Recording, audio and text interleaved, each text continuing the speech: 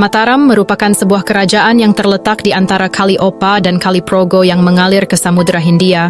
Hal ini memungkinkan untuk tumbuh dan berkembang menjadi pusat Kesultanan Mataram. Kerajaan Mataram bermula dari tanah perdikan yang diberikan oleh Sultan Adiwijaya dari Kesultanan Pajang terhadap Ki Pemanahan. Sebagai balas jasa karena telah membantu Sultan Pajang dalam menghadapi perlawanan terhadap Arya Penangsang dari Jipang. Tanah perdikan yang diberikan oleh Sultan Adiwijaya kepada Ki Pemanahan masih dalam bentuk hutan yang dikenal sebagai Alas Mentauk. Dan Ki Pemanahan membutuhkan waktu 7 tahun dalam membangun Mataram dan menjadikan wilayah ini sebagai pusat kekuasaan yang baru dan diberi nama Kota Gede. Penduduk di Kerajaan Mataram Islam memiliki profesi yang beragam, seperti pejabat, tentara, petani, pedagang, peternak, pengkrajen, dan lain sebagainya. Dari sekian penduduk yang ada, mayoritas adalah berprofesi sebagai petani. Selain pertanian, perdagangan juga menjadi sektor penting yang mendukung pemenuhan kebutuhan sandang pangan penduduk di Kerajaan Mataram Islam. Dari sekian penduduk yang ada, mayoritas adalah berprofesi sebagai petani.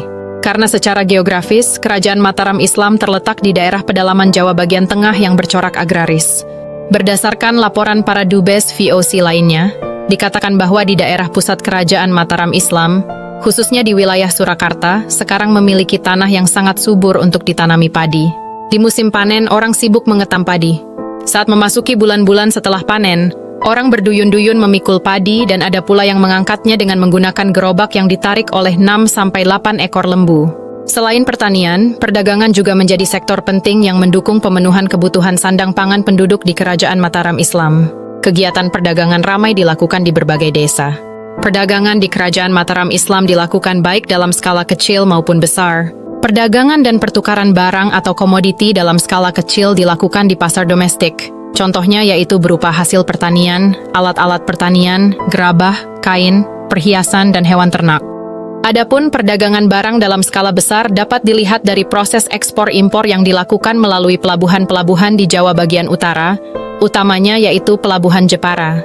Dalam mengelola perekonomian di seluruh wilayah kekuasaan Kerajaan Mataram Islam, Sultan Agung memberikan kepercayaan penuh kepada para pejabat dari tingkat pusat hingga daerah. Mereka diberikan wewenang dan tanggung jawab untuk mengatur masing-masing daerah yang dipimpinnya, terutama berkaitan dengan kepengurusan pajak sebagai sumber perekonomian kerajaan. Selain menempatkan para pejabat pengelola pajak, Sultan Agung juga menetapkan jenis besaran pajak yang harus diserahkan kepada Kerajaan Mataram Islam.